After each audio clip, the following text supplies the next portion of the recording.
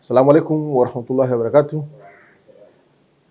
Waheshimiwa waandishi wa habari ambao tumekutana hapa leo, pamoja na mambo mengine ambayo tumezungumza, pia kama Baraza Kuu la Waislamu wa Tanzania BAKWATA, tungependa kuzungumzia jambo muhimu ambalo pengine mmeshalisikia na linazungumzwa katika baadhi ya mitandao, la kuhusu maandamano ya tarehe 7 yasiyokuwa na kikomo ambayo yanazungumzwa kuratibiwa na baadhi ya watu.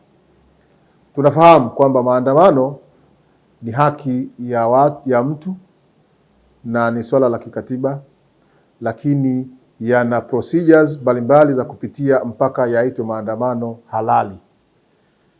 Kwa hiki kinachoendelea sasa hivi na mamlaka za serikali, kama tulivyosikia, ni kwamba maandamano hayo hayana baraka yoyote ile ya serikali na vyombo husika vya ulinzi na usalama. Kwa hiyo sisi kama Baraza Kuu la Waislamu wa Tanzania BAKWATA, sisi kama Waislamu tunaendelea kuwahimiza Waislamu popote walipo nchini, vijana hasa vijana ambalo ni kundi linalolengwa katika suala hili la maandamano. Tunawaomba sana wawe watulivu, wawe wavumilivu katika kipindi hiki, wasiingie katika ushawishi wote wa kuingia katika maandamano. Na kama vijana wana masuala mbalimbali, changamoto zao mbalimbali, basi tuchukue hatua za kuwasilisha katika mamlaka zinazohusika katika njia sahihi. Na tuwaombe pia viongozi wa serikali katika maeneo mbalimbali, wakuu wa wilaya, wakuu wa mikoa, viongozi wa dini, huko waratibu kata na kadhalika, wajaribu kusikiliza vizuri changamoto za watu, hususan vijana, na kuzitafutia ufumbuzi katika maeneo waliopo, ili wasiingie katika huu mkumbo ambao unawakumba katika kipindi hiki cha maandamano. Tumeona athari ya maandamano yaliyopita, yalitusababishia hasara kubwa sana, na yalisababisha pia vifo vya wapendwa wetu wengine, lakini uharibifu wa mali, lakini pia tulipata kipindi kigumu cha kutoshughulika na kazi za kiuchumi, na tukasababisha familia zetu, jamii zetu kuteseka katika kipindi ambacho hatukutegemea. Tusingeomba hali hii karudi.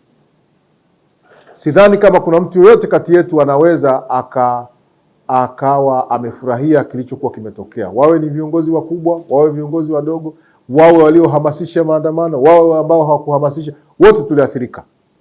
Kwa hiyo kwa upendo tulionao na uzalendo katika nchi yetu, tuchukue nafasi hii kuhamasishana sisi sote katika kuhimiza amani na upendo, lakini pia tuache swala la maandamano lisitokee kabisa katika maeneo yetu. Tuwe mabalozi wa kila mtu, vijana wa Kiislamu mahala popote walipo, mashehe wetu wa wilaya, mashehe wetu wa mikoa, mashehe wetu wa kata, viongozi wa kata, makatibu, vijana, jumuiya za vijana, jumuiya za kina mama. Tupeleke ujumbe huu maalum. Viongozi wetu wakuu wa taasisi wamekubaliana katika kuhimiza amani na kuepuka swala la maandamano, lakini hoja za msingi za matatizo ya kila kundi, kundi la vijana, kundi la kina mama, kundi la wazee, basi yapelekwe katika maeneo husika, yashughulikiwe kwa njia sahihi, lakini tuepuke sana swala la kuingia katika maandamano. Tumesikia wengine wanashawishi maandamano, wengine wanashawishi kwamba kila anayeandamana na wao watapambana nao. Kwa hiyo tunaona kabisa kwamba wewe unaweza kaamua kutoka kwenda kuandamana, na wale wanaokataza maandamano na ambao si katika wale viongozi wa jeshi la polisi na vyombo vya usalama, na wenyewe wakatoka, mkakutana. Basi mkikutana, wanaokataza na wanaotaka kulazimisha maandamano, likatokea jambo ambalo si sahihi.